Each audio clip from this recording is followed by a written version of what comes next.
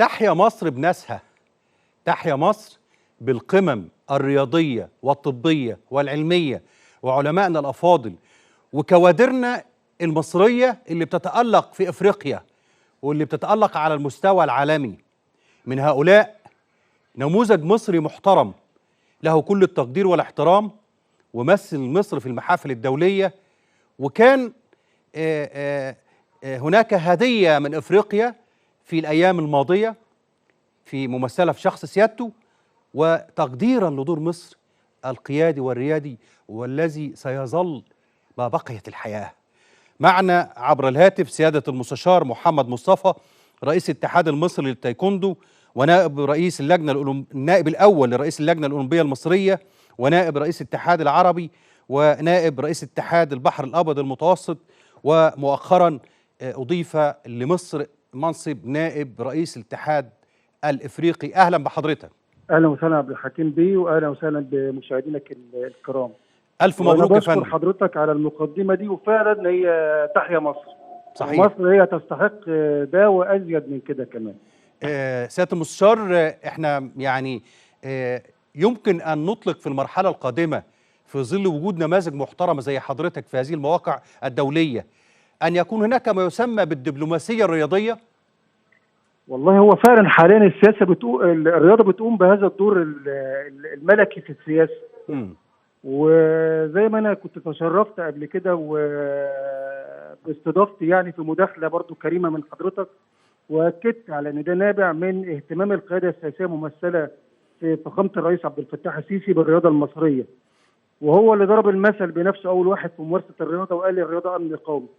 وفعلا ده انعكس على مؤسسات الدوله، وانعكس على كل الجهات التنفيذيه في الدوله في الاهتمام بالسياسه، واتنقل ده كمان عالميا وقاريا على مستوى افريقيا، في ان مصر هي دايما الرائده في مش الرياضه بس، في كل المناحي. وده احنا شفناه الحمد لله في انتخابات الجمعيه العموميه للاتحاد الافريقي في التايكوندو اللي كانت بحضور 53 دوله افريقيه، وكان انعقدت في مقر الامم المتحده في اديس ابابا العاصمه الاثيوبيه، يعني يوم 24 ابريل الماضي.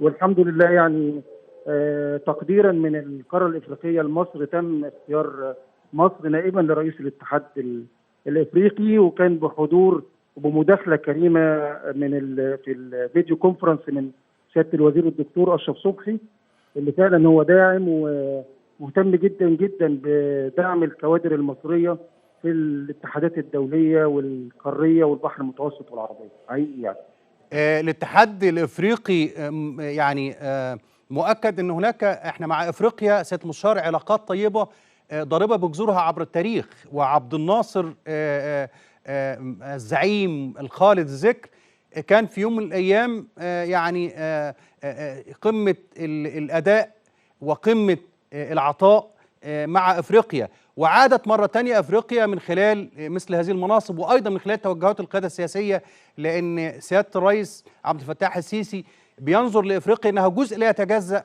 من يعني الدوله المصريه وامتداد طبيعي لقارتنا الافريقيه.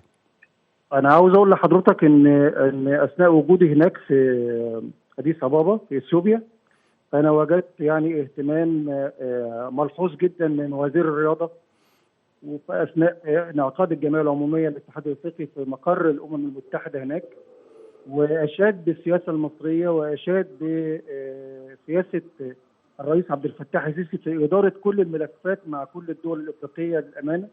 وانا كنت فخور جدا جدا بهذا الكلام، يعني فخور جدا برئيس بلدي وفخور جدا ببلدي وبرجوعنا تاني للرياضه الافريقيه الحمد لله، ودايما هتفضل مصر يعني رائده ان شاء الله افريقيا وعالميا باذن الله. مره ثانيه الف مبروك يا فندم. انا بشكر حضرتك جدا جدا، وبشكر وطنيتك، وبشكر الكلام الجميل اللي حضرتك قلته في حق مصر وفي حق التايكوندو المصري. انا متشكر جدا لسيادتك. شكرا لحضرتك سياده المستشار محمد مصطفى، رئيس الاتحاد المصري للتايكوندو، ونائب رئيس اللجنه النائب الاول للجنه الاولمبيه المصريه، ونائب رئيس الاتحاد العربي، ونائب رئيس اتحاد البحر الابيض المتوسط، ومؤخرا نائب رئيس الاتحاد الافريقي للتايكوندو، واضافه كبيره للرياضه المصريه، واضافه كبيره لدور مصر الرائد على المستوى العالمي. خلينا نروح مع حضراتكم لتقرير من محافظة أسيوط بصحبة الزميل سيد سلامة مراسل 90 دقيقة محافظات بمحافظة أسيوط.